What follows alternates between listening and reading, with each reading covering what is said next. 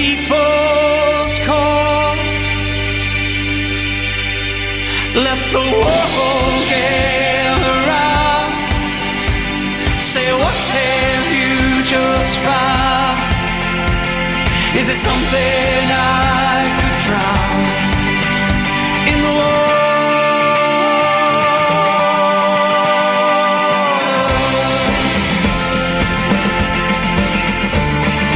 Why ask if you tell? Why ask if you tell? Why ask if you tell? Why ask if you tell? Grown child with a load and gold. Said it's all good, 'cause I'm just having fun. I'm a perfect market crack with a twisting hair, my smear. Is it something I could crack in the wall? There's a fire raging all around, and it burns a dark room. And I know this life won't last forever, but I stand and fight there.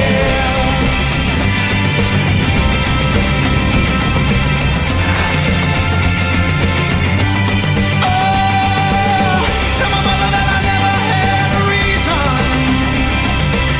Tell my father that I never made it far. And I'm tightly holding on to the last great hope that I might be on my way to much more lovely time. But there's a fire raging all around you, and it burns a dark room. And I know this life won't last forever, but I'll stand and fight Sailors, there. sailors wearing sailor shirts and pants, and people acting as sailors, and we have an adventure of our own. And there are a lot of daring things happening in the ring when we perform. So I have one team, a team of bears and actors, and that's how we work here. Да, и команда артистов, и команда медведей. Вот таким образом мы работаем.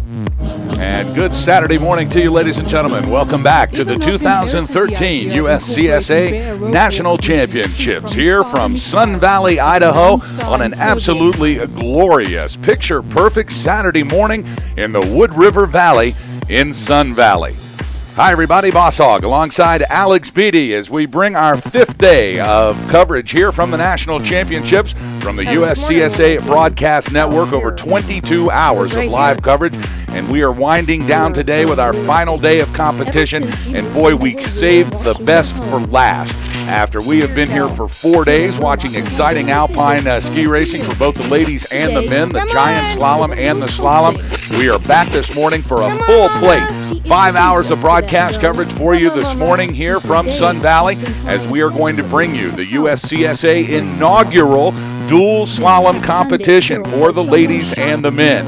Also, our special part of our coverage today, we'll also be bringing you coverage of the women's and the men's snowboard giant slalom. So, Alex Beatty, I'll tell you, we have saved the best for last. I mean, this is going to be really exciting. It's our inaugural event here for the dual slalom. They have set up a course here that it's just so confusing. I don't even know how they're going to make it down, but I know they're going to, and we're going to award a national championship here today for both the women's team competition and the men's competition. Good morning to you, Mr. Beatty. We've had a great week out here, and I know you have too. Hope you've enjoyed this national championships as much as I have. Oh, absolutely, boss. Having a great weekend. What better a way to finish it here than with two fantastic events on the same hill. Really a treat today as we see our panel slalom and snowboard GS courses set up. Should be a fantastic day of racing.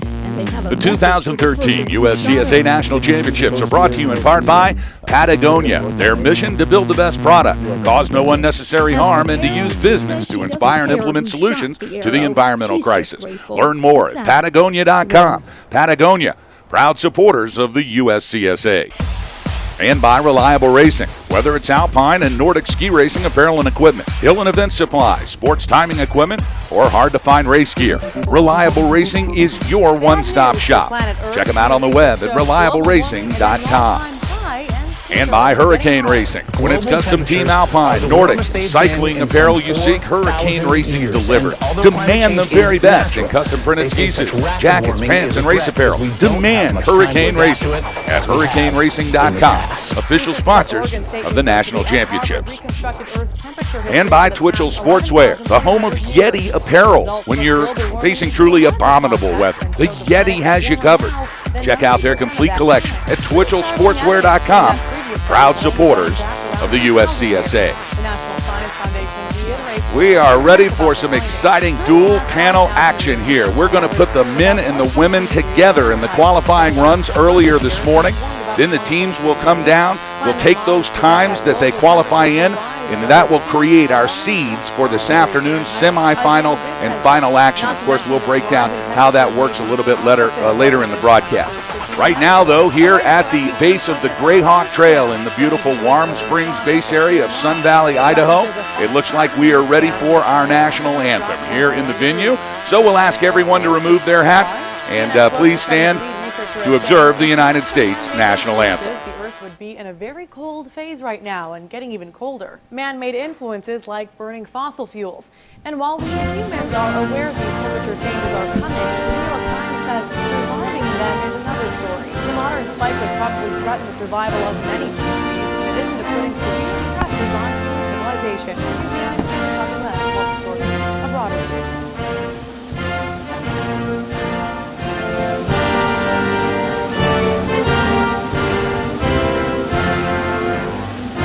Charging into everyone's hearts, it's Coyote, the southern white rhino. Born at California's San Diego Zoo, the calf weighs around 150 pounds, but once he's an adult, he'll be a whopping 4,000 to 5,000 pounds. That's between 1,000 and 2,000 kilograms. He's less than 2 weeks old, but already Coyote has a signature habit that sets him apart, says zookeeper Jane Kennedy. I think he sticks out his tongue because that's his personality. But he's several other little white guys.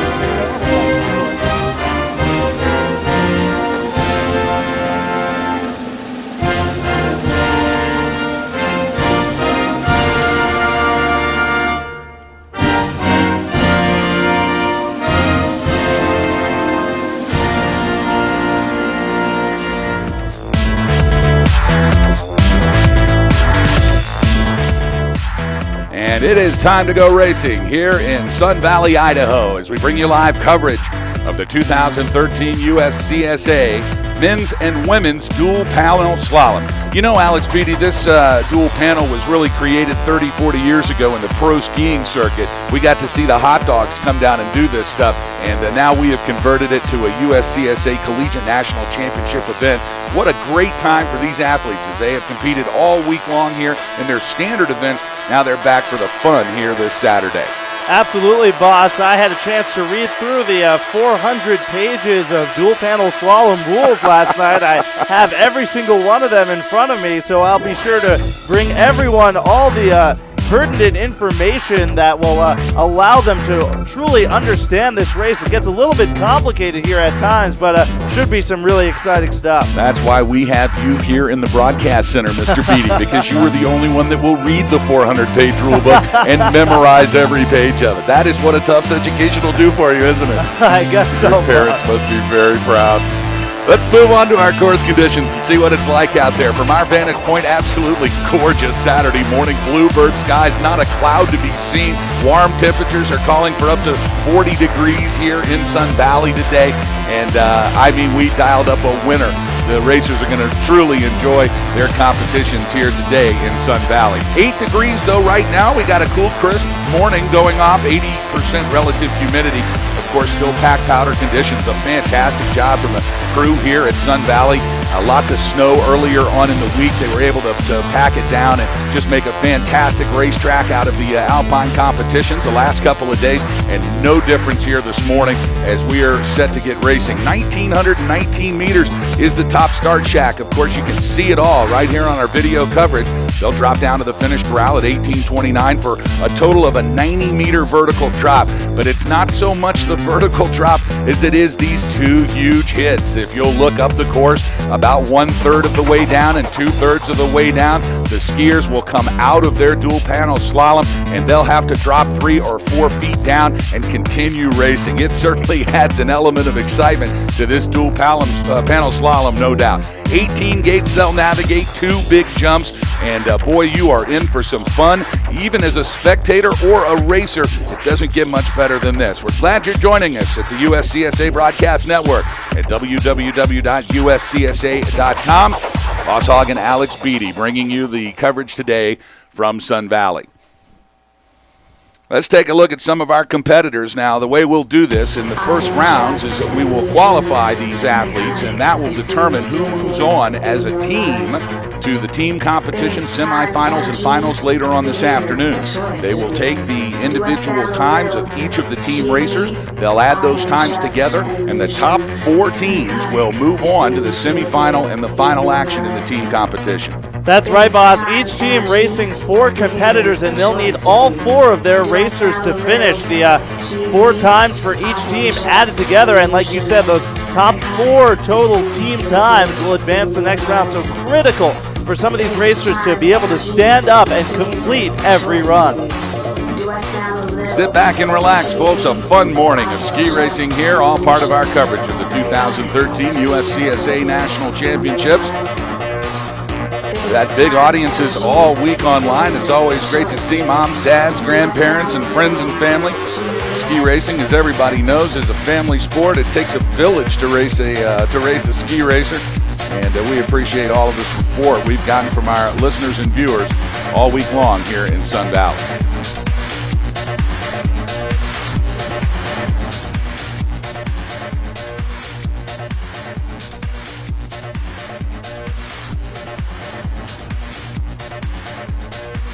If you take a look up here on the dual slalom course, you will see that it starts just 90 meters above the finish line, but it's fast and furious right out of the gate. Now, Alex, of course, I was up there earlier this morning, and the starting system is this electronic mechanical type of gate swing door thing that they stand behind, and then the timing system actually triggers the gate, which opens the gates and allows the racers to come through. It's almost like a horse race. Absolutely, boss. Kind of a metallic saloon door starting system here. The racers will stand in front of it and it will open, allowing them to go. So just to make sure that no one gets a jump on the race, very important for each racer to start at the same time, as this is a duel to the finish. Now, of course, they won't be racing against each other here in the first rounds. This is just for time, and they're going to qualify all of the ladies on one side of the course and all of the men on the other side of the course. But when we get into semifinal and final action, it's 2 runs. The racers will come down one side against each other, then they'll flip around and come down the other side against each other, and that's when the neat door thing kind of takes place. Because what happens is that the doors don't open simultaneously. They take the difference in the time on the first run, and then they set the gate to open up a little bit later on the second run, so it's really who wins that second run on the head-to-head competition is the person who moves on. Absolutely, boss. It'll be very important for these racers to be on their toes in the start, just to make sure they can get out of there as fast as possible. Critical here, as they themselves do not start their run. It is the run that starts them. Let's take a look at our start sheet here. It looks like our first female competitor up from Rutgers University. That's going to be Erica Anderson, and she will be going up against Cornell University's Eric Gornstein. Let me ask you, Alex, have you ever seen the girls race the boys before? Because this is the first time for me. It's definitely a rarity in ski racing, boss. Again, they are not actually trying to race each other. This is more of a, well, it is indeed a timed event. So they're looking for the fastest time they can possibly get on their runs. But don't think that these kids are not looking at each other in this start shack. And some of the ladies are saying, I've been waiting to do this a long, long time. No doubt, boss. Should be really exciting here as these racers definitely, even though there's nothing on the line in terms of who wins the heat here head-to-head, definitely an immediate rivalry developing between whoever is standing next to you in the start gate. We'll be seeing competitors on the ladies' side from Rutgers University. Then they'll be followed by the University of Minnesota Duluth, Colorado Mesa University, Penn State University, Northern Michigan University, and the University of Massachusetts. That's right, boss, and we've seeded these teams based on their overall finishing, both in the GS and the slalom. So we'll see some of these teams that perhaps didn't do as well as they were hoping to in the competitions this week will come down first, and at the end of each run we'll see Rocky Mountain College and Sierra Nevada, which dominated the week's competitions. They'll be skiing in the final seeding spots. Won't it be fun to watch those teams go at it head-to-head? I can only imagine if they are able to get into the semifinals and then on to the finals. What a matchup it'd be this afternoon to watch Sierra Nevada College and Rocky Mountain College go at it. Speaking of that, yesterday afternoon I got a chance to speak to both of the head coaches of those two colleges, Jerry and Branko, and I asked them if they in fact would actually get out here and race against each other. And if you thought the teams racing against each other was going to be exciting, how about the two coaches duking it out? You know, Jerry, of course, from Rocky Mountain College, he would be wearing his green well, what is that, like a rug bathrobe? It's like a terry cloth duster, along with his cowboy hats and his specialized boots. Branko, of course, the European, just that svelte look that he always carries, in the bright blue clothing. It would be absolutely fantastic to see those two guys duke it out here on the dual slalom track. I don't know if we're going to get a chance to do it, but certainly their teams are going to go at it head-to-head today. And you know, boss, I've got a pair of skis. You've got a pair of skis. Maybe we'll get up there and go head-to-head in the course. I think we should. We should have the Announcers Challenge, Boss Hogg versus Alex Beatty on the dual slalom course. Gosh, we'll make a family affair out of it.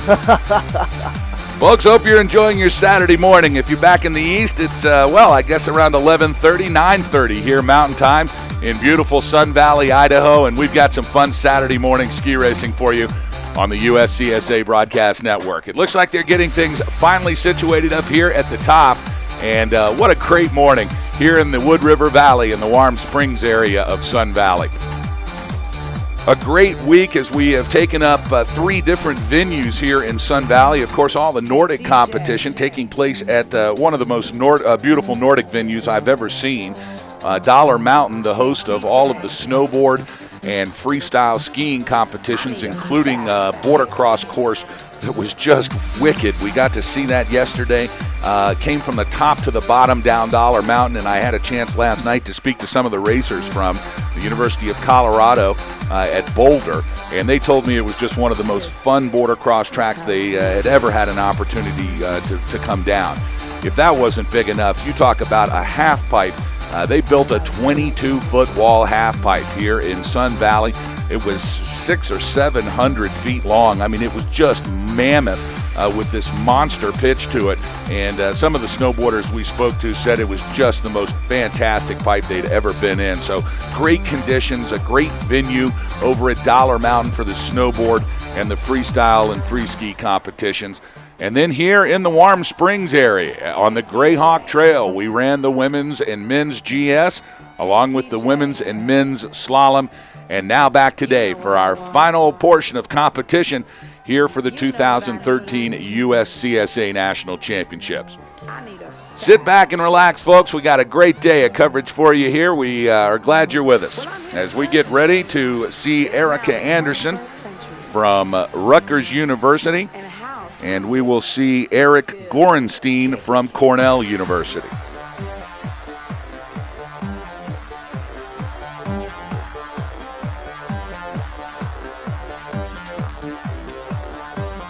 This is house music.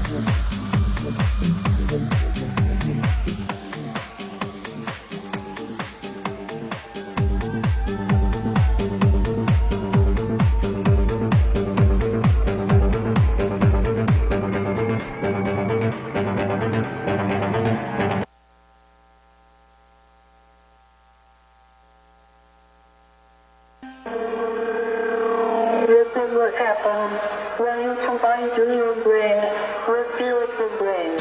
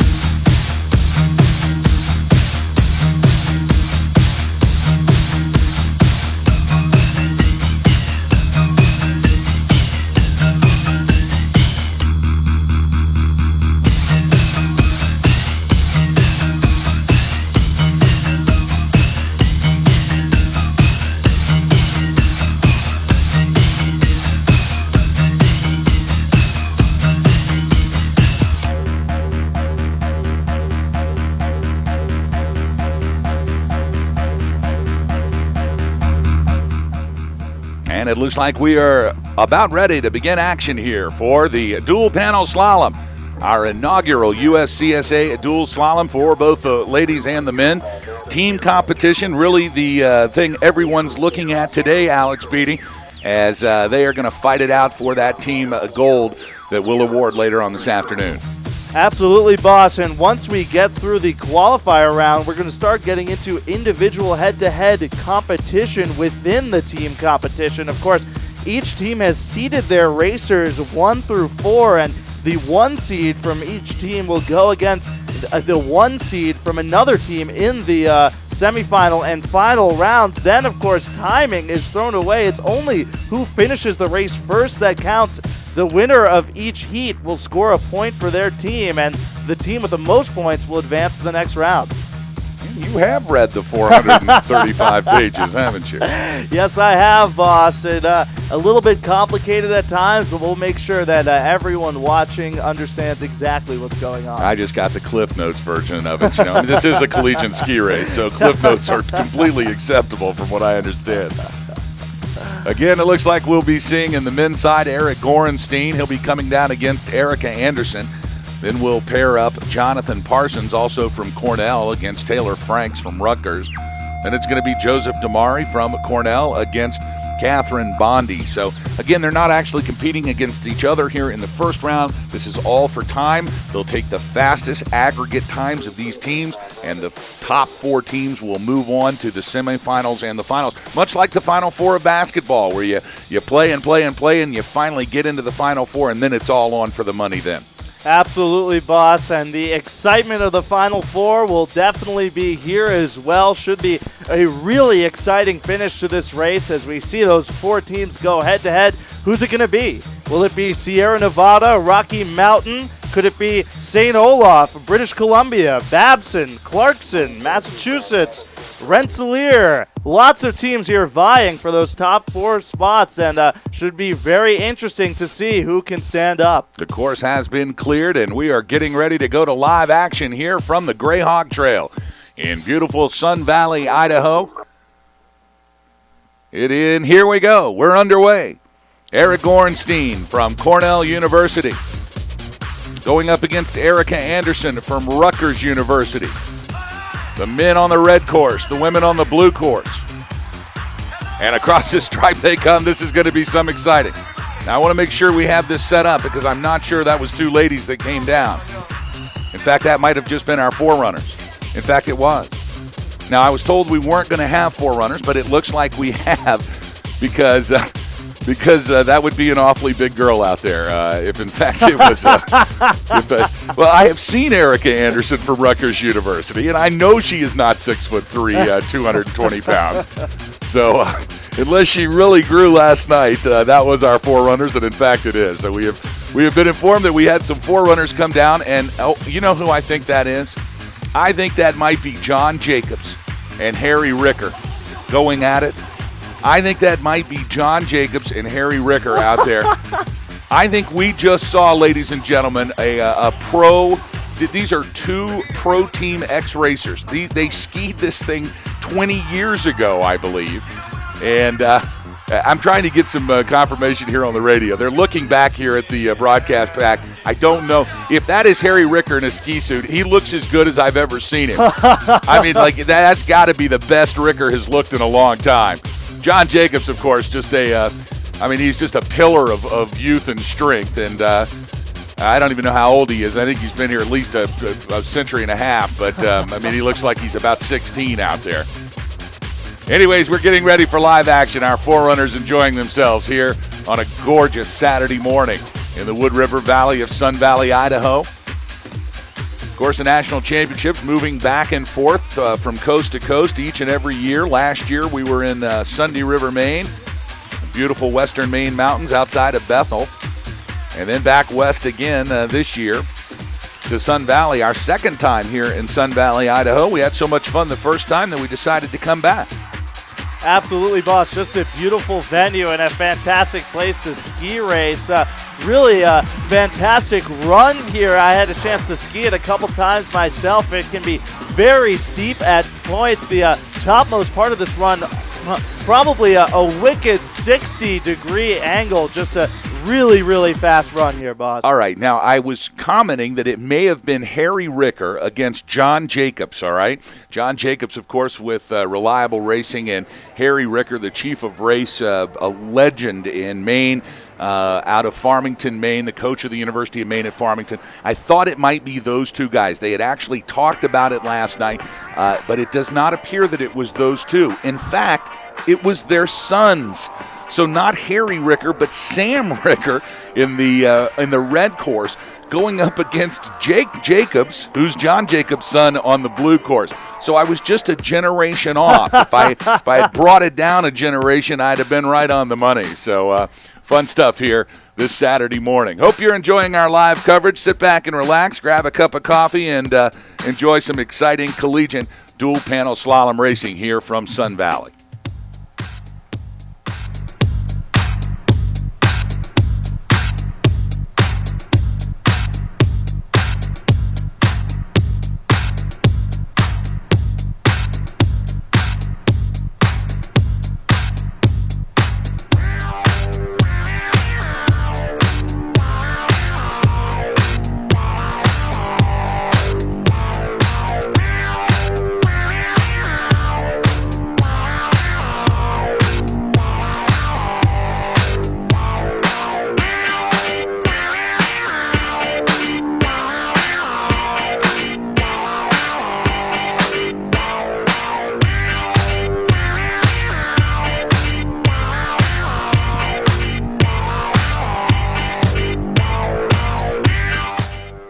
now back to live action. We are getting ready to go, and our individual racers are on course first. It's Hannah Wolf in the red course from Michigan State, Austin Oliver from North Carolina State on the blue course. And boy, I'll tell you, it is going to be a wild day today. Just unbelievable. And across the stripe, it's Hannah Wolf from Michigan State University, but it looks like she's been disqualified. Must have missed a gate up there. Austin Oliver on the blue course from North Carolina State University, down in a 19.29. So talk about a rocket ride, Alex Beatty. It's a 20-second run for these racers. Absolutely, boss. Very straight and very tight. These racers are going to need to be quick back and forth between their legs. Should be very quick if they can stand up here. But Hannah Wolf looks like she got a little bit confused there on that very straight part of the course. Missed one of the gates, and that'll be the end for her. So we thought we were going to begin with the team competition qualifying, but instead the individual competition. Now let's talk about the difference. If you are an individual racer, it means basically you got to Sun Valley and you don't have enough people on your team. And so you can't be in both competitions. You either have to participate in the team challenge or the individual challenge, and it looks like we're going to run our individuals first. Now on course, it's Lily Erickson on the red course from Smith College, and she's next to Christian Schuster from Oregon, I think Oregon State Cascades, that's right, on the blue course. And they're both across the line. Lily Erickson in a 1940 and Christian Schuster in a 2209. Looks like Christian Schuster had a little trouble coming off of that second jump. Could be a problem area for some of these racers, maybe not used to getting so high off the ground. He had to hike the gate right after, and definitely took a toll on his time. Next up, we'll see Kelsey Whittles from UCLA on the red course and Austin Oliver from the North Carolina State. I'll check that. We're going to have to check that name. We already have him down, but perhaps that's a mistake. Anyways, Kelsey Whittles from UCLA on the right-hand side red course. And in fact, it is now Austin Oliver from North Carolina State on the blue course.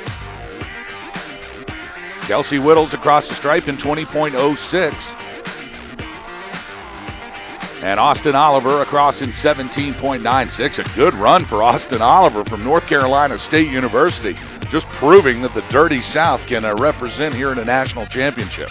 Absolutely, boss. Each of these racers, the fastest in their region that was not part of a team that qualified here for nationals. So it's hard to come out here without a team behind you, supporting you on every run. But these racers have performed very well during the week. Now Riley Harris from Ohio State University on the blue course. He's across the stripe in 15.99.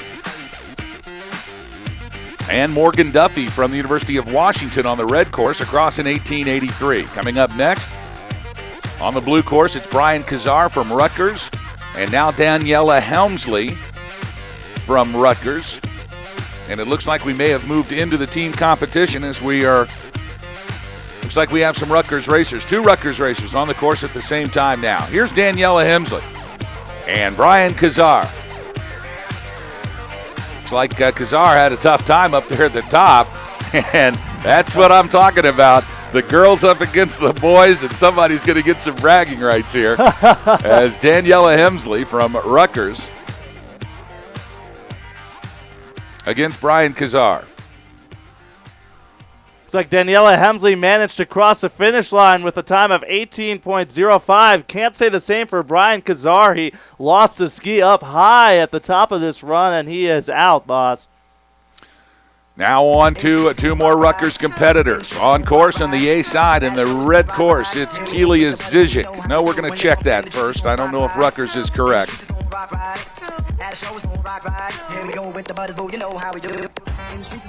So while we get our timing situated down here, we're just going to enjoy some ski racing here. I believe that's Kelia Zizic from Colorado Boulder. She crossed the finish line with a time of 19.34, sitting in third right now, the third best time, of course.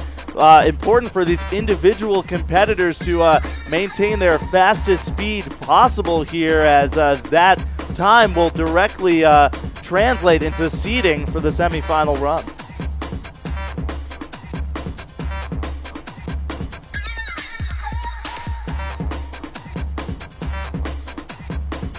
Looks like we might have a course adjustment in progress right now.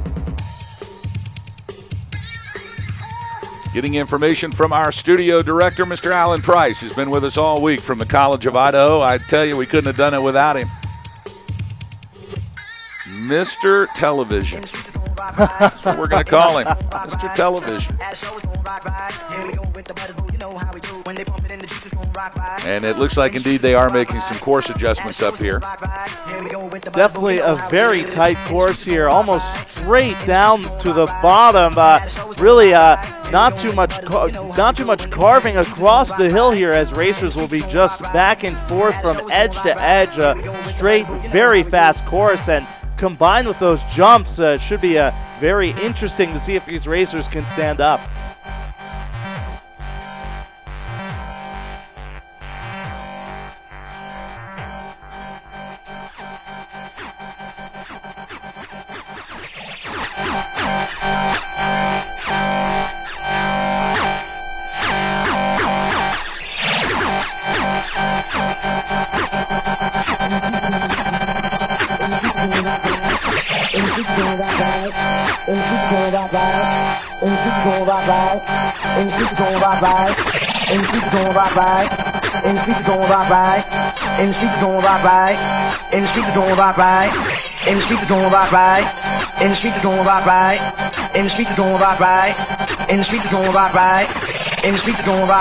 Here we go with the butters, you know how we do.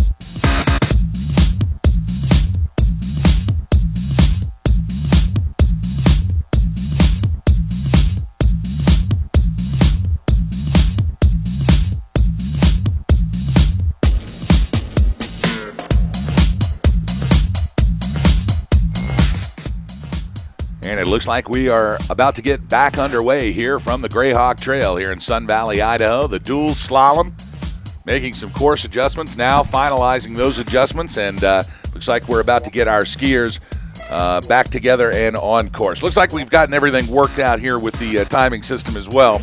And Erica Anderson from Rutgers University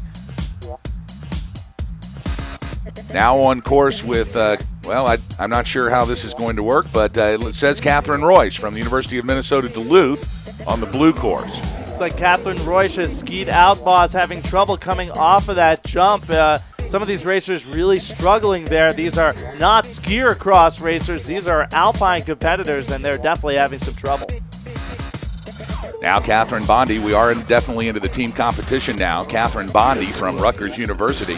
She'll be on the red course up against Taylor Franks, also from Rutgers on the blue course. So remember, we're just keeping time here now. We're going to take the aggregate time of all the team competitors. We'll add them together, and the top 4 teams will move towards the semifinals and the finals later this afternoon here on the USCSA network.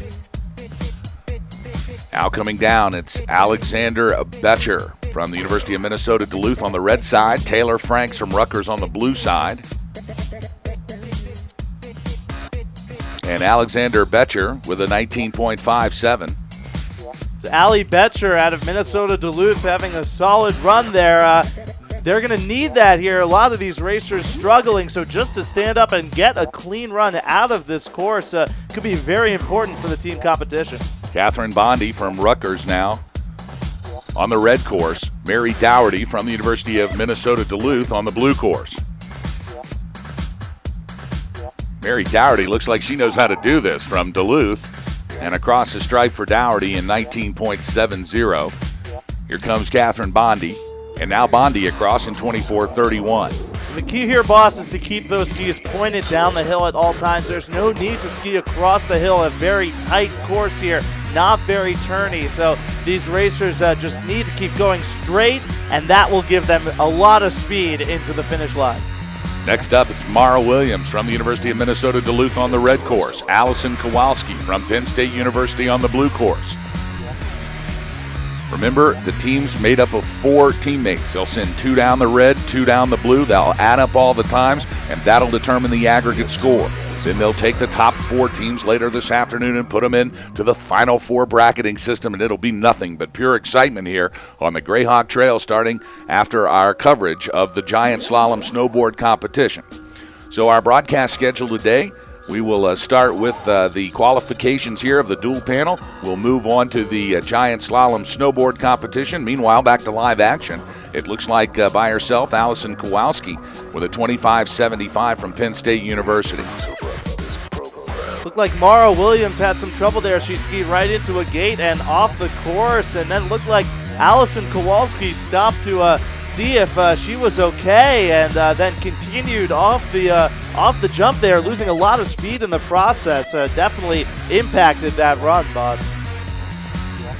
Next up, we're going to see Heather Deer from Penn State University on the red course, and Cassini Gehring, her teammate, on the blue course.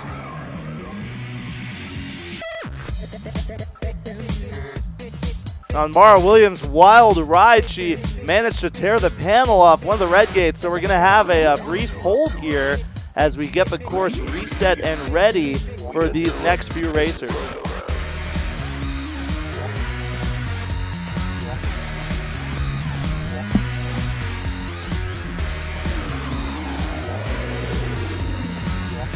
Cassini Gehring from Penn State University next to come down on the blue course. Here she comes, and she is paired up with Heather Durr from Penn State University. An amazing story of recovery for Heather Durr from Penn State. Injured in a terrible accident, sitting at a table at a restaurant when an automobile crashed through the wall of the restaurant, left Durr in critical condition, 4 operations, in ICU for 2 weeks, spent a month in the hospital, and her only goal was to get well enough to qualify for the Nationals and come here to the Nationals.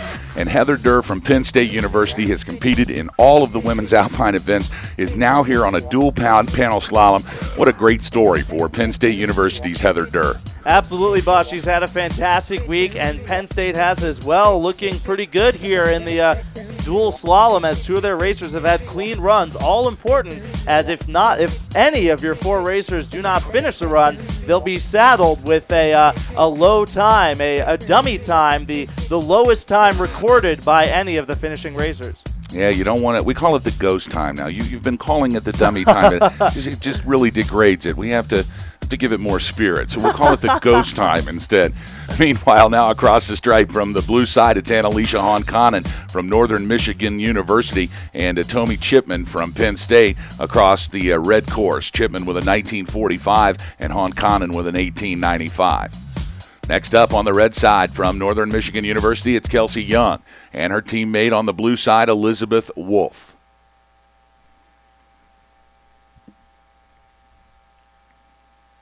4 clean runs from Penn State, so they're looking pretty good right now. They so far have qualified for the semifinals. Of course, many teams yet to come. We'll see if that can hold up with some of the week's more successful teams still yet to compete in this event.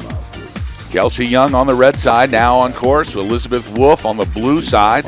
Wolf from Northern Michigan University, and now Young across the stripe in 1970, and Wolf across in 20.60. Next up on the blue course from the University of Massachusetts, it's Claire Hamnet. And on the red course, Northern Michigan University's Allison Moradane.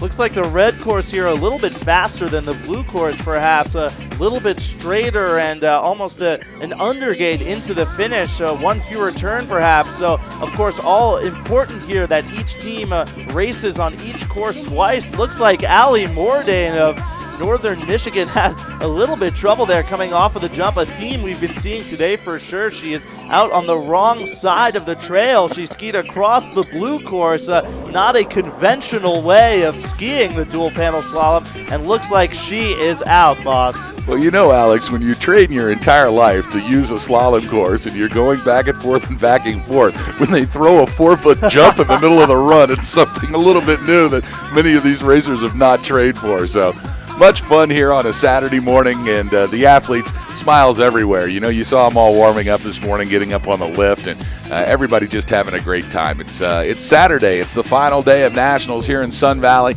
and you can certainly tell everybody's in a good mood here on the Greyhawk Trail. Fast and Furious, Catherine Dawson on the red course, Claire Hamnet on the blue course. Hamnet across from UMass in a time of 19.40, and Dawson across from Cornell University in a time of 20.11. You can really see the camaraderie between these lady racers as well, and certainly with the men too. Although they are very competitive, competing for individual awards here at Nationals along with team awards, at the end of the day, everyone is a good friend of each other, and it certainly tells here. This is a great way for us to watch that take place too. Now back on course, Katie Tadero from the University of Massachusetts on the red side, Lindsay Tadero from UMass on the blue side. It looks like the sisters might be going at it right here on the dual slalom course.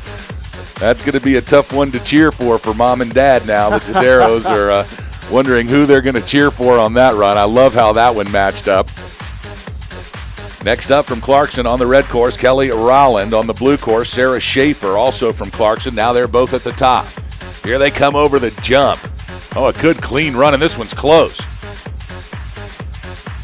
Looks like Sarah Schaefer had a little bit of trouble there, boss, just staying on her feet, but she's back in it and submitting a bid to finish this course first.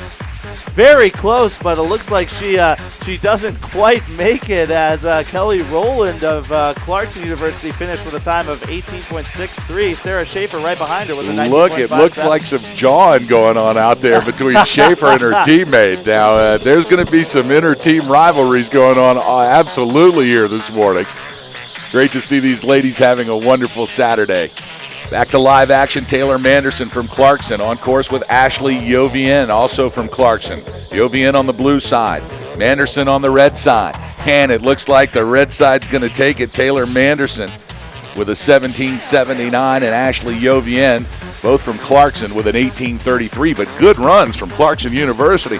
That's certainly going to be a team to look out for, Alex Beatty. Absolutely, boss. They've got to feel pretty good about their performance in the qualifier. They definitely want to make it into the semifinals, and with 4 clean runs by their racers, they definitely have a shot, boss. Now Amy Gifford on the red side, Ashby Sussman on the blue side, both from Cornell University. They are really turn for turn. Look at this. And across a stripe, it's too close to call. Amy Gifford with an 18.48, and she is edged out by her teammate Ashby Sussman with an 18.36. What a great run for both of the ladies from Cornell University. Of course, Cornell University, the home of the Dingle Camp. And these ladies really showing it here this morning on the Greyhawk Trail. Now it's Jessie Evans in the blue side. Catherine Dawson in the red side, also from Cornell. And it looks like Dawson had some tough trouble at the top, but Jessie Evans making a great run with an 18.46 across the stripe. And we're going to check on Catherine Dawson here from Cornell. She's across in 19.14. But it looks like Dawson may have had some trouble at the top, and they have disqualified Dawson's time, so she must have hooked a gate high above this 20-gate run. Absolutely, boss. She had some trouble there negotiating the turns, and about the middle third of this run, just totally missed a turn there, and that is not a legal way to ski a panel slalom course, so that'll be the end for Ashley Dawson. Oh, that was Catherine Dawson. For Catherine Dawson. Yep. Now coming up from the College of Idaho, on course on the red side, it's Mayu Nakamura and her teammate Nina Herner on the blue side.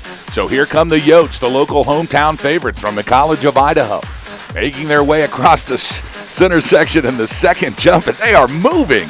Take a look at Mayu Nakamura here as she comes across in 17.70, the fastest split on the red side this morning, and Nina Herner right behind her with a 17.64, and out of nowhere, Alex Beatty, the College of Idaho lays down the two fastest runs for the ladies so far. Absolutely, boss. Looking very strong right now. They need to finish in the top 4 as a team if they want to make it to the semifinals. Now it's Eleanor Tinsley and Casey Benner on the blue side, Tinsley on the red side, both from College of Idaho, and some more fast times. You wonder if they've been practicing this here at Sun Valley, these College of Idaho Yotes. Eleanor Tinsley with an 18.04, Casey Benner with an 18.97. So a strong performance for the 4 racers from College of Idaho. They might actually be the time to beat right now. Now it's Castleton's Simona Krokolo, along with her teammate Brianna Kohlberg. Kohlberg on the blue, Krokolo on the red. And across the finish line comes the Castleton College team, Simona Krokolo in an 18.65 and Brianna Kohlberg in an 18.24. 2 more Castleton racers at the top. Kayla Rogers on the blue side, Allie Spencer on the red side. Now they're both on course. Here they come. Castleton College, certainly a team to look at here today. And Castleton, the final women racers now coming down here for the team competition. And it looks like there's been a problem on the blue course. On the red side from Castleton, Allie Spencer, she's going to make it down, but it looks like that Kayla Rogers on the blue side had a tough time about halfway coming off that second hit. Absolutely, boss. She barreled right into the gate below that jump and slid into the red course, so that'll be the end for Kayla Rogers. All right, now it's time to move on to St. Anselm's College. On the blue course, Caitlin Forbes. Now on the red course, Monica Redente. St. Anselm's with a strong performance in the ladies alpine, GS, and slalom events here on the Greyhawk Trail. Let's see what they've got in the dual panel. Both look strong. Forbes on the blue course now. She's going to cross first in a time of 17.16, and her teammate Monica Redente with a 17.90, the second and third fastest time so far this morning. So Redente and Forbes really laying it down here on the dual panel slalom course. Their 2 teammates now on course, Lauren Selko and Jolie Poirier from St. Anselm's. Selko on the red, Poirier on the blue. And here comes Lauren Selko on the red course. Selko's going to finish first. Selko across in 20.63, and right behind her, Jolie Poirier, both from St. Anselm's at 21.21. So a good performance from the 4 teammates at St. Anselm's College. Absolutely, boss, and what a way to cap this exciting week for them then, with to take home a panel slalom championship. I'm sure they really want to win this one. Now we move on to the University of British Columbia. On the blue side, it's Samantha Bisnair and Ella Both on the red side. Now they're both in. From the top of this course, watch the University of British Columbia. Looks like both had to slow down now. Samantha Bisnair still at full steam, but Bisnair is now spilled out and almost got in the way of both. And it looks like she did. Let's take a look at Samantha Bisnair now. Let's hope she's all right. No, check that. That's Ella. No, that's Samantha Bisnair on the blue course. Ella Both is now going to ski down here to the stripe, and she's going to cross. But Samantha Bisnair is now down on the blue course. So they've got some course workers out to look after her. Looks like she took a nasty spill, Alex, after she hooked the gate. Absolutely, boss. Her troubles started there on that second jump. She was out of control for the 2 gates afterwards, and it just was too much. She totally lost it and spilled almost into the red course where her teammate, Elia Both, was having a very good run, and she was forced to check her speed there, make sure her teammate was okay and out of her way, and it cost Elia Both in this run, boss. Next up at the top, from the University of British Columbia, the 2 additional teammates for this ladies UBC team, Christina Donnelly, she'll be coming down on the blue side, and Claire Hamnett will be coming down on the red side. And it looks like that Samantha Bisnair is going to be just fine. She's sitting up right now. Looks like she might actually be getting up.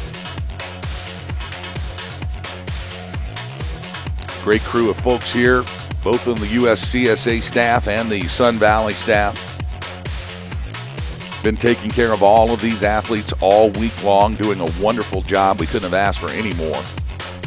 Absolutely, boss, and it's thanks to them and all of the course workers here that these races have gone so smoothly. I don't think I've ever been part of an event that has run quite as well and efficiently as it has this week. So our hats go off to everyone involved, both from the USCSA and from Sun Valley, in getting all of these races underway smoothly and very efficiently. And it looks like Samantha Bisnair is back on her feet now as she walks off the trail here. Let's give her a big round of applause, ladies and gentlemen. Samantha Bisnair from the University of British Columbia, making her way off of this dual panel slalom course.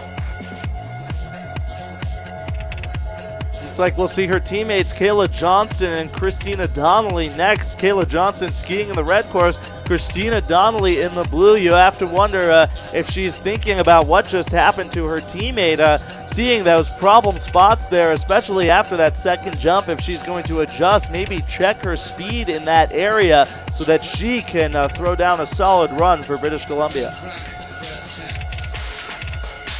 Should be just a couple of seconds before we're back to live action. We'll see Johnston and Donnelly. Then it's going to be Katie Olvstead and Madison McLaughlin from St. Olaf College. Their 2 teammates, McKenna McNabb and Laura Post. And then we'll move on to the Rocky Mountain College and Sierra Nevada College war as Mimi Palavara, Eloise Julian, Frederica Helm, and Malin Erickson. They'll be on there as well.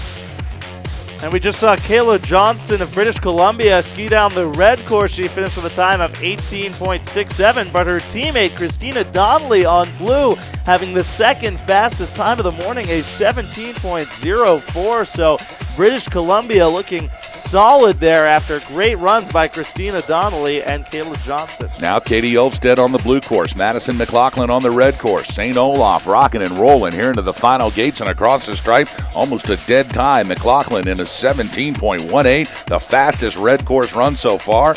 Katie Olvstead with a 17.28, 4th fastest on the blue course. So a really nice performance from St. Olaf here, all 4 times scoring. They'll certainly be one to look at as we move through. Now Laura Post from St. Olaf and McKenna McNabb from St. Olaf. They'll try to make it even better. Post on the red side, McNabb on the blue side. And on the blue side, comes across first. Katie, check that, McKenna McNabb with an 18.29 and Laura Post with a 19.03. So good runs from the St. Olaf's ladies here. Definitely a solid performance by St. Olaf. They are looking good with only a few teams left to go. Looks like they're sitting in first right now. Now Eloise Julian, national champion here at Sun Valley this year from Rocky Mountain on the red side. Mimi Palavara, her teammate, on the blue side. And it looked like Eloise Julian had a tough time at the top. She is still up hiking. Meanwhile, Mimi Palavara with an 18.37. She's into the finish corral. And isn't that just totally indicative of Rocky Mountain College? Eloise Julian, the national champion now, hiking. And she's going to finish the run because she wants the points. They want to move forward. Rocky Mountain, very competitive here in women's alpine skiing. And she's across the stripe in a 33.68. So a disappointing first 2 runs for Rocky Mountain. They'll need to really step it up here with Fredrika Helm and Malin Eriksson if they want to qualify. Indeed. Anything can happen, and it has. Look, both skiers off course. This is a strong Rocky Mountain College Alpine team, and they are struggling here in the dual slalom. Back on course on the red side, it's Fredrika Helm, Malin Eriksson on the blue course. They're both going to finish, but that is not a good performance from Rocky Mountain. It's going to take a miracle for them to move forward. Coming up next now, the Monsters from Sierra Nevada College. These folks have owned Alpine racing both on the ladies' side and the men's side. Taya Palick on the red course now. Matea Furk, national champion here this week on the blue course. You got to ski clean. What a fun racetrack this looks like here from our broadcast vantage point down at the bottom of the Greyhawk Trail. As Taya Palick on the red side coming across in 1789. Matea Furk on the blue side with a 17.11, third and fourth fastest respectively. Their teammates now Caroline Clayson on the red course. Emily Lamoureux on the blue course. And here comes Sierra Nevada College. They're skiing very well, boss. Looks like they really want to compete in the semifinals. Solid runs from all 4 Sierra Nevada competitors. Caroline Clayson across in 1774, good enough for third on the red course, and Emily Lamoureux on the blue side, 1735, good enough for sixth. I'll tell you, Sierra Nevada College has just strung 4 good runs together. They'll be certainly ones to watch as we now move on to our men's competition. So we're going to try to calculate some preliminary results here, and we'll get those to you as soon as we get them down from our official scores high atop this Greyhawk Trail. Meanwhile, let's move on to the individual runs for the men. And that will be Jonathan Parsons and Eric Gorenstein. I don't know. That might be actually the beginning of the team competition for Cornell University. In fact, it is.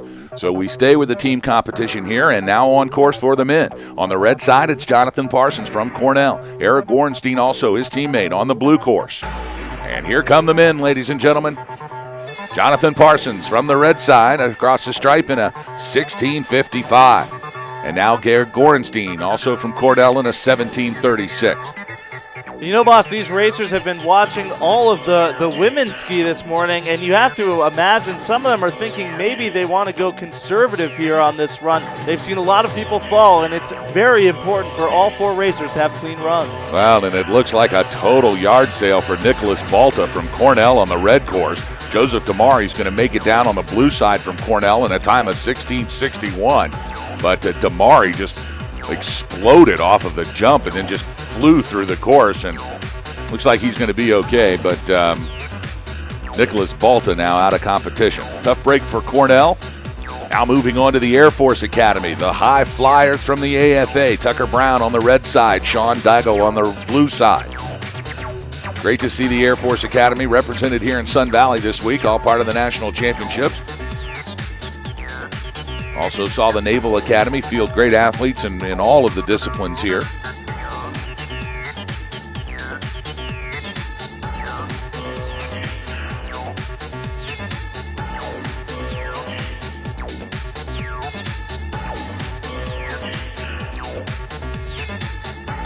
Looks like we're going to have a brief break in the action here as they repair one of the gates that was taken out in the last run. Just the story of the day here, just a destructive force, these ski racers really taking a toll on this panel slalom course. Well, Nick Balta is a big kid, let me tell you. Nick Balta showed what a big kid can do to a double gate panel right there. Nick Balta just bowling it over. There was no question that thing was coming out of the ground. Absolutely, boss. The gates give, but they give back as well. Got to imagine some black and blue marks on Nick Balta today. Back to live action now on the blue side. It is Sean Daigle from the Air Force Academy. His teammate Tucker Brown on the red side. And it looks like Daigle has a slight advantage here as they make their way to the final 3 gates and across the stripe. Daigle in an 18:36 and Tucker Brown in a 19:88. Now from the University of Virginia, the Cavaliers. Brian O'Rourke on the blue course. Ethan Krieger on the red course. They'll be followed by their 2 teammates, Paul Manusco and Nicholas Kwan. Looks like O'Rourke having a good run here, leading slightly over Ethan Krieger. And O'Rourke across the stripe in an 18:11, and Ethan Krieger across an 18:31. So good runs for the University of Virginia Cavaliers.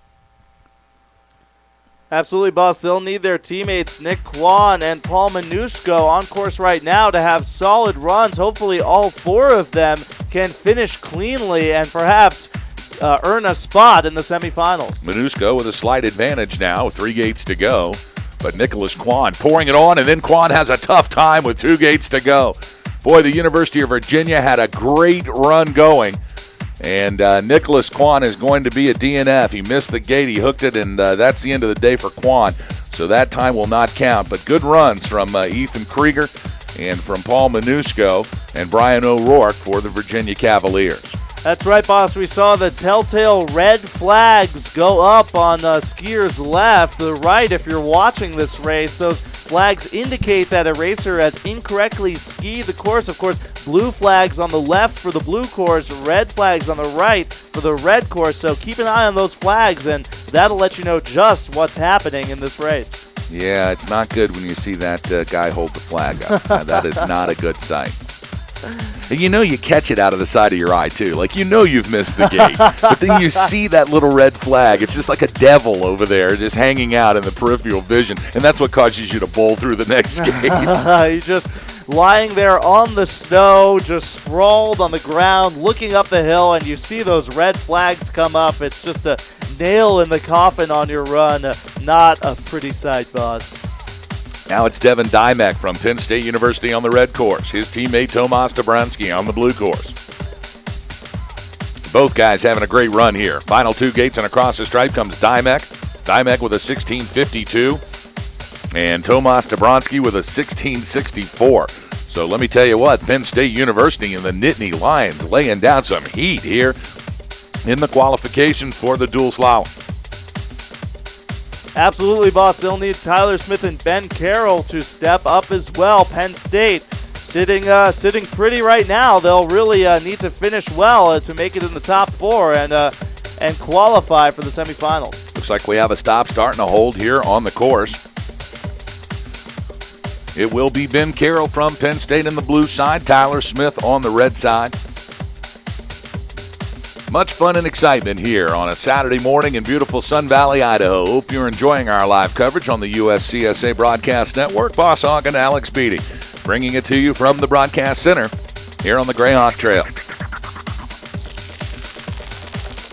And excitement is building for the snowboard GS that will take place right after this dual slalom. These snowboarders want to prove that they know how to race just as well as these ski racers. Definitely should be an exciting event to watch. We've got some of those gates, triangular gates already set up. Looks like Tyler Smith and Ben Carroll of Penn State have now taken to the course here in this dual slalom. They are skiing very well, but it looks like Tyler Smith has some trouble there skiing. Oh my goodness, he has fallen down and skied through about 3 or 4 gates, just sitting there now at the finish line. Looks like he is okay. He's getting up, totally tangled there in a gate. It's a mangled mess is what it is. Tyler Smith has done something we've never seen before. He's become a slalom gate himself. It is really the marriage of the sport, you know, between human and technology. Tyler Smith has become a human gate, and now he's back on course and through the stripe. But tough break for Tyler Smith from Penn State University.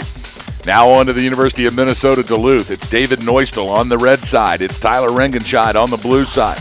Minnesota Duluth fielding a very competitive Alpine team here this week in Sun Valley. And they are in it. Here we go. David Neustel on the red, Rengenscheid on the blue. Just about even between these two racers. Across the second hit, and it's a wild ride. Oof. Wild ride here for the blue side. And looks like he gets in the way of the red side. That was just a wild thing as both racers got a little bit out of control. It looks like Neustel had a tough run. That's going to be the end of the day for Roystel and Tyler Rengenscheid as well, both hooking gates. So a tough break for Penn State, or for the University of Minnesota Duluth. Their first 2 racers are going to be DNF. Now onto their teammates, Ryan Hutchinson. They can still use the ghost time. Andrew Alberg on the blue course, Hutchinson on the red course. Looked like Tyler Rengenside had a little bit of trouble there coming off of that jump. Just something we've seen all day. He collapsed into the blue course, slid into the red course where his team, David Neustel, was having a solid run. That caused Neustel to ski across into the blue course where he crossed the finish line. So neither of these racers correctly skiing the course, and Minnesota Duluth's going to have to take 2 of those ghost times, boss. As we get the course put back together here, we await Hutchinson and Alberg.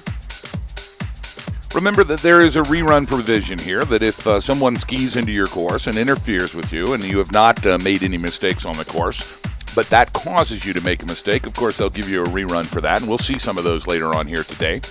Now back to live action. Ryan Hutchinson from Minnesota Duluth on the red side. Alberg, Andrew Alberg on the blue. Good runs from both of the men from the University of Minnesota Duluth. Alberg across in 18:22 and Hutchinson across in 18:04.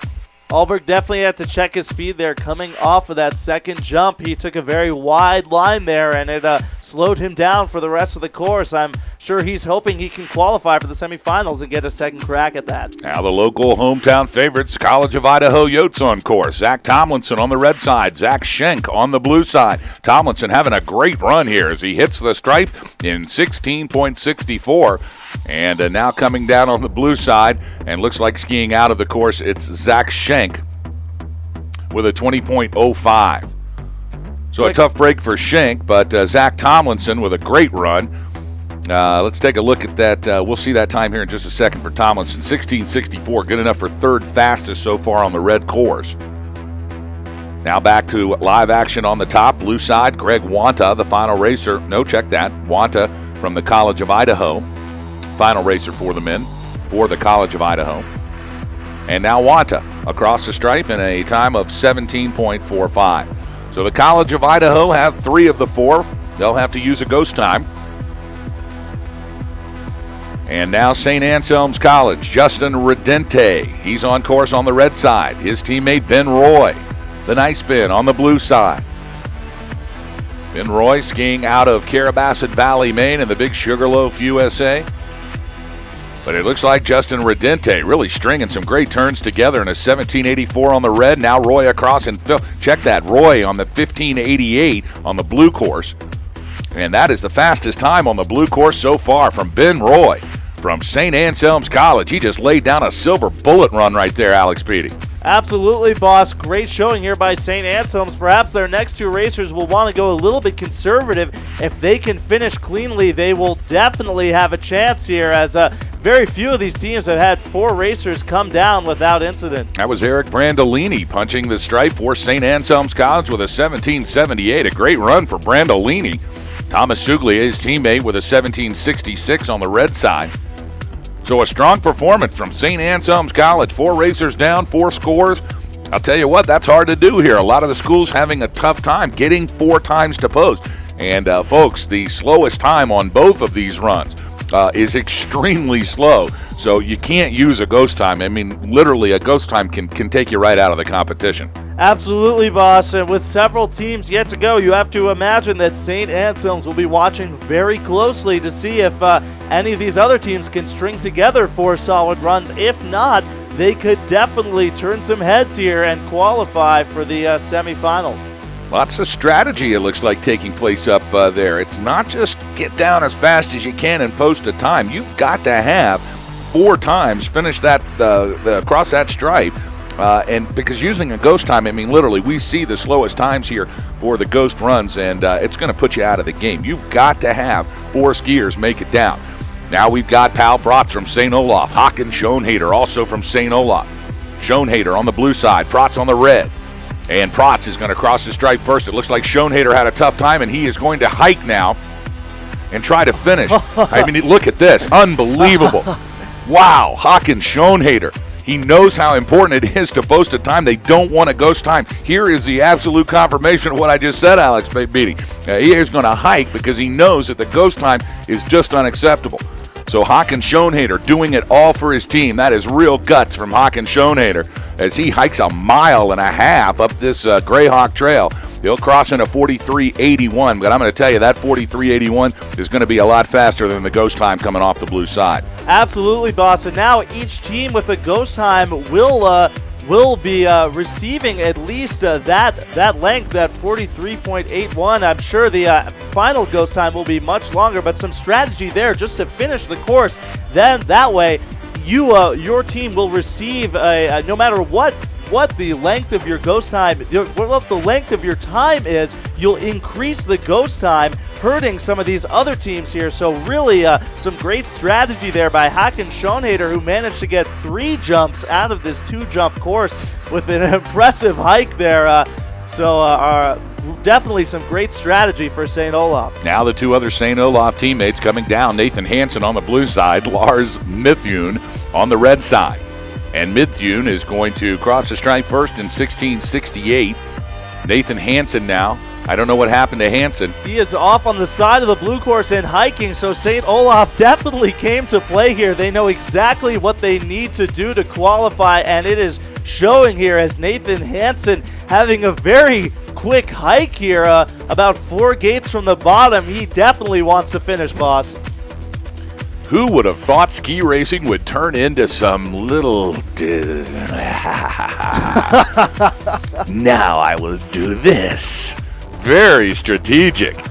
You can tell these guys have been thinking about it, especially over at St. Olaf College. Hansen now across in 50.35. So Schoenhader hikes, Hansen hikes, but you're absolutely right. If those are the slowest times of the day, then anyone who didn't finish and has to use a ghost time will have to have a time 10% slower than that. Absolutely, boss. So St. Olaf must be feeling pretty pleased with themselves right now. They've definitely thrown a wrench in the plans of some of the other teams. It should be interesting to see if that pays off. Now back to live action. Castleton College's Connor O'Brien on the red course. Robert Burke on the blue course.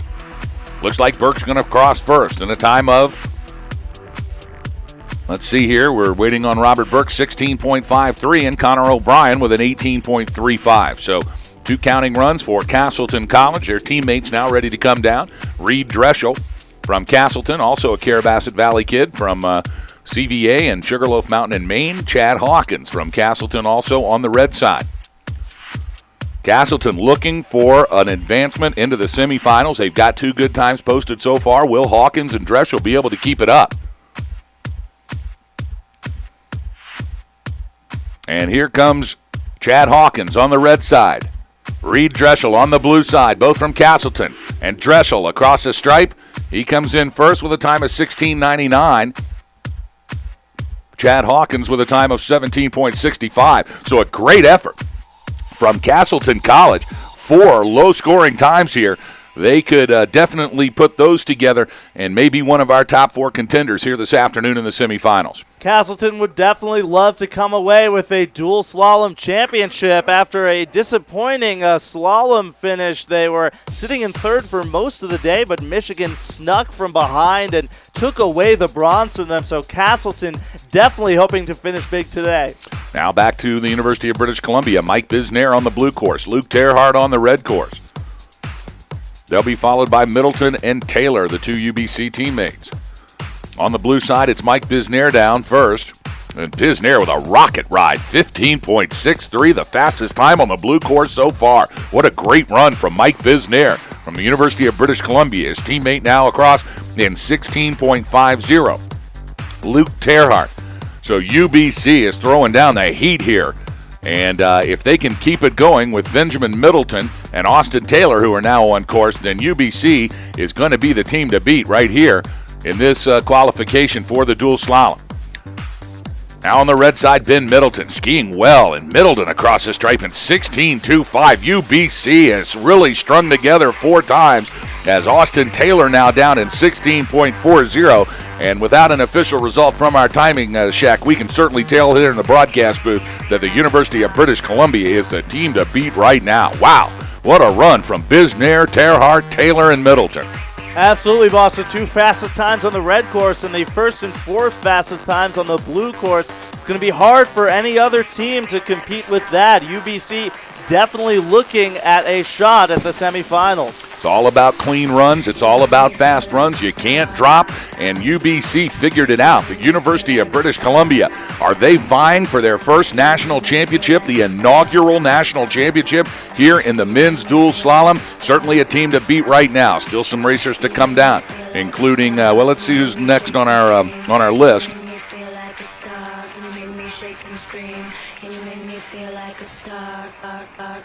And it looks like that might be the end of the men. No? I think that's Kane Boynton out of Michigan, just the only Michigan racer competing in today's dual slalom championship. It looks like he ran into some trouble there on the blue course, and he will be out. So tough break for Michigan with Kane Boynton skiing out early. I think that might have been a rerun. No, Kane, Michigan. Kane Boynton all by himself up there. That's right. Now back to live action. Owen Sweeney from RPI on the red course. Paul Cockey, his teammate on the blue course. Looks like Owen Sweeney had some trouble there, boss, and he took a little souvenir with him, one of the panels from the red gate coming down with him, but he's up hiking now, and hopefully he'll be able to finish this run. Cockey's across in 17.51. And Owen Sweeney trying to make his way back to the gate he missed. These skis are designed to go down the hill, boss, not up. It is not easy to hike these gates. Looks like he has to go one gate further than he thought. So a tough break there for Owen Sweeney, but he is back on course. Now let's see what the legs feel like after that walk. Here comes Owen Sweeney. He makes it over the second jump. He's still in the course. Sweeney, you can tell now the legs are just wobbly, and Sweeney makes it across the stripe. So good job, Owen Sweeney. Sweeney working hard for Rensselaer Polytech Institute. His teammate Paul Cockey here at the bottom. Now we await their two other teammates. On the blue side, Jared Foster. Then it's Ryan Kresser on the red side. They'll try to string two good runs together and put RPI in a position to move on this afternoon.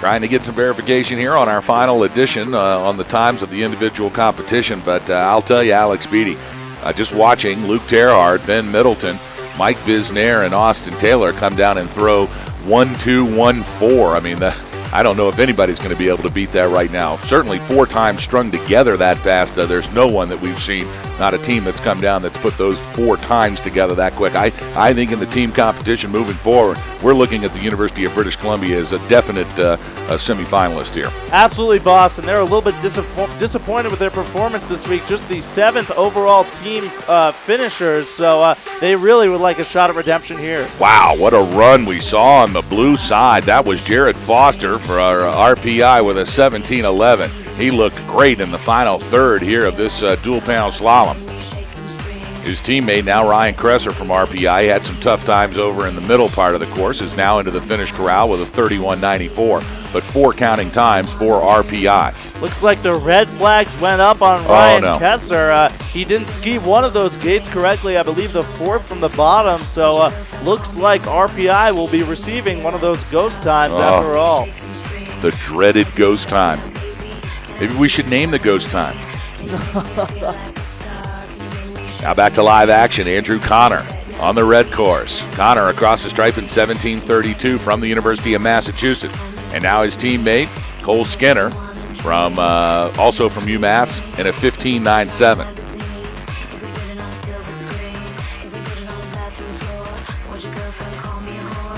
UMass, the 5th seeded team here, only 4 teams to go after them, so if they can throw down a couple solid runs here, they could be a shoo-in to compete in the semifinals if any one of the teams after them has some trouble on this hill.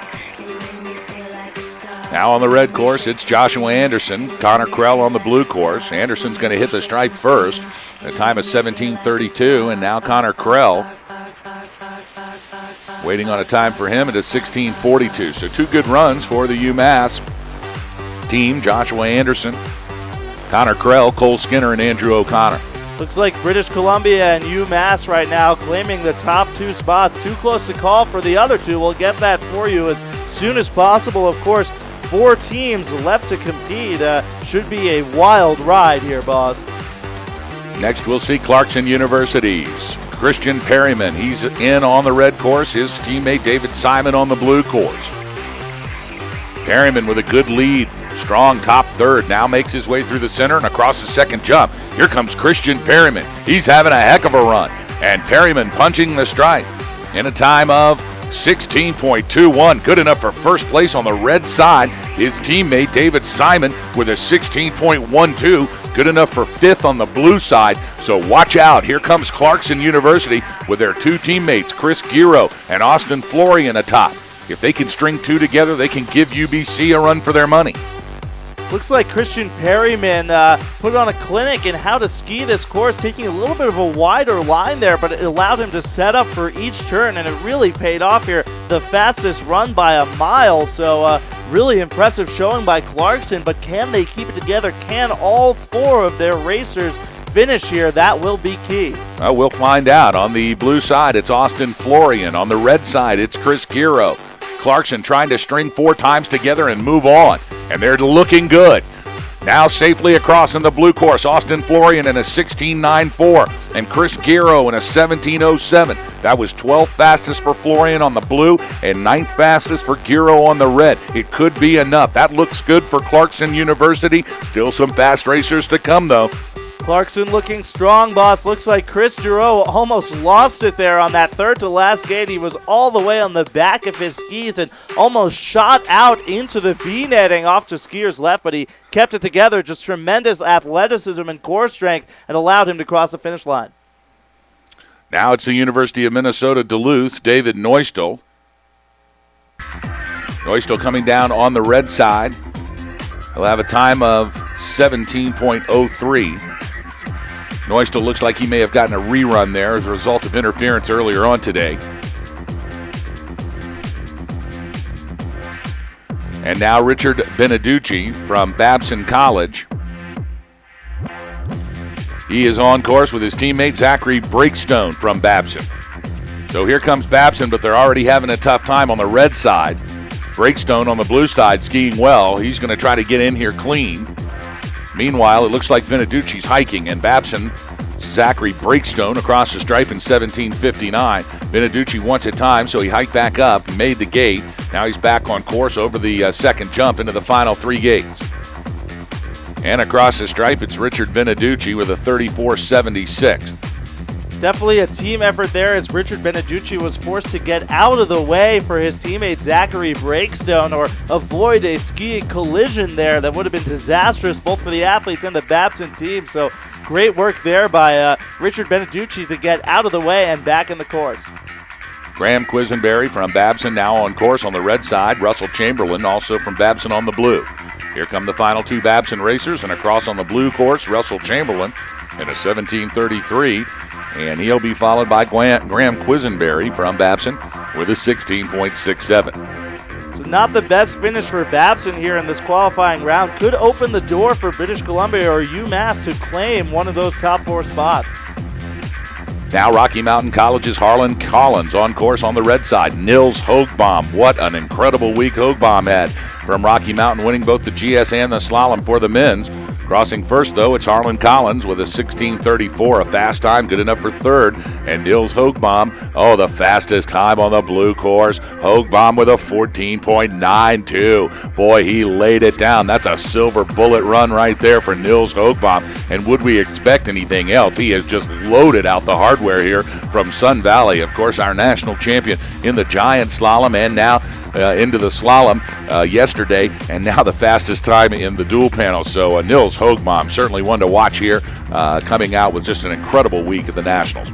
Bjorn Twas and Jonas Olofsson, the other 2 team members for Rocky Mountain, they are now across. And Rocky Mountain Jonas Olofsson with a 16.17, good enough for 7th place on the blue side. Bjorn Twas with 16.84, good enough for 11th. Rocky Mountain's laid down 4 good runs right here. No surprises there, boss. They've been solid all week, and you know they want to challenge Sierra Nevada for the top spot. Now it is Sierra Nevada's Marcus Pleer on the blue course. Yake Yazbek on the red course. Now Pleer across in 15:58. A great run for Marcus Pleer. Yazbek with a bullet run. 15.85. Good enough for first place for Yazbek. So Yazbek really laying it down. And I talked to Yake Yazbek last night. He said, I want to win the dual slalom team championship. Marcus Pleer said the same thing. They are going to work for this one. Now Viking rolled on course. From Sierra Nevada on the blue side, teammate Cannon O'Brien on the red. Here comes Sierra Nevada. And look at Viking roll. He's on a rail, and across the stripe comes Rolled in a time of 15:79. Good enough for fourth fastest on the blue, followed by Cannon O'Brien, and a great run for O'Brien, too.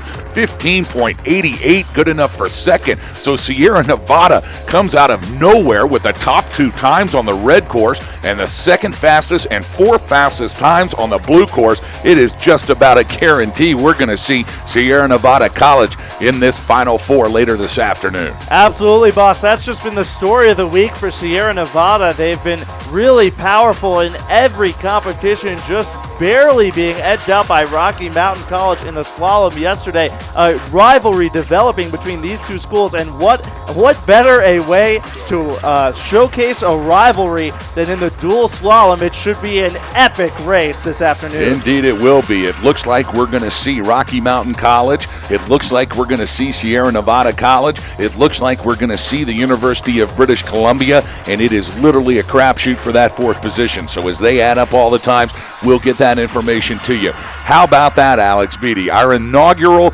qualification run for our men's and women's dual slalom here on the Greyhawk Trail on a gorgeous Saturday morning. Lots of people. In fact, this is our biggest crowds we've had at the Alpine venue all week long, and they have certainly not disappointed. These athletes giving all of the spectators a real treat here today. Absolutely, boss. People coming out to see just what this event is about, and they have really been treated to a showcase of ski racing talent here. Lots of exciting runs by these athletes, and there's much more to come. Indeed there is. A full day of broadcasting here from the Warm Springs base area in the beautiful Wood River Valley of Sun Valley, Idaho.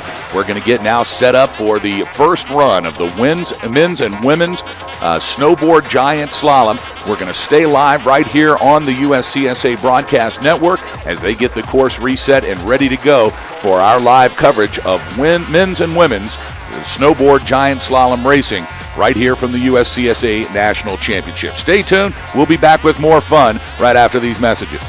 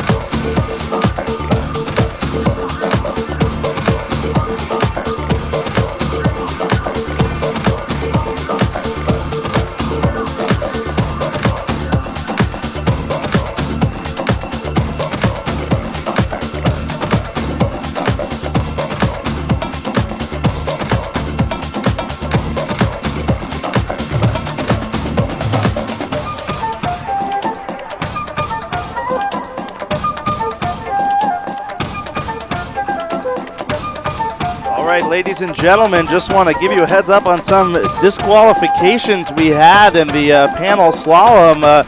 The following racers were disqualified, unfortunately, in the qualifying round. Bibs number, for the ladies, bib number 82, and for the men, bibs number 56, 25, and 20. So unfortunate there for those racers.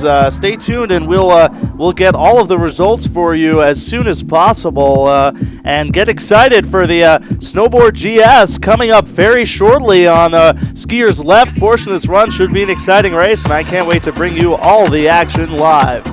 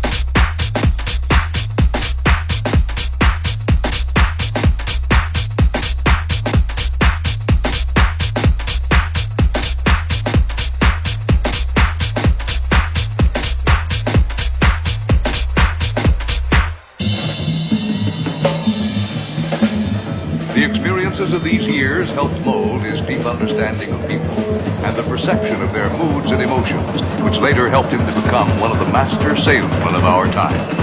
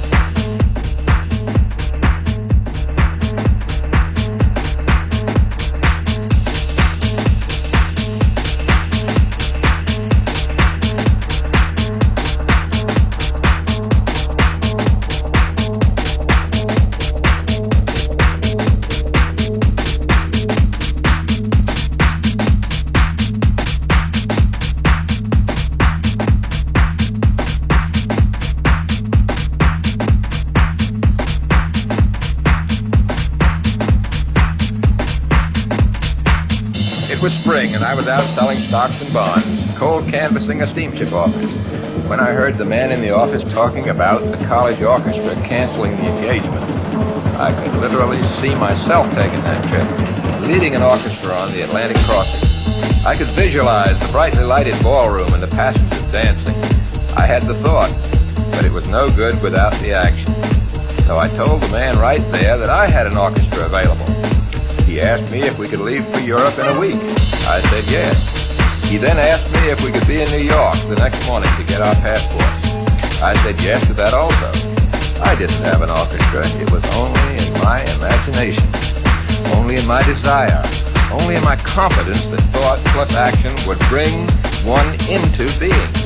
That night, back in my hometown, by 2 o'clock in the morning, I had talked 4 local musicians into quitting their jobs, and we were all in my little red roadster in New York applying for passports the next morning.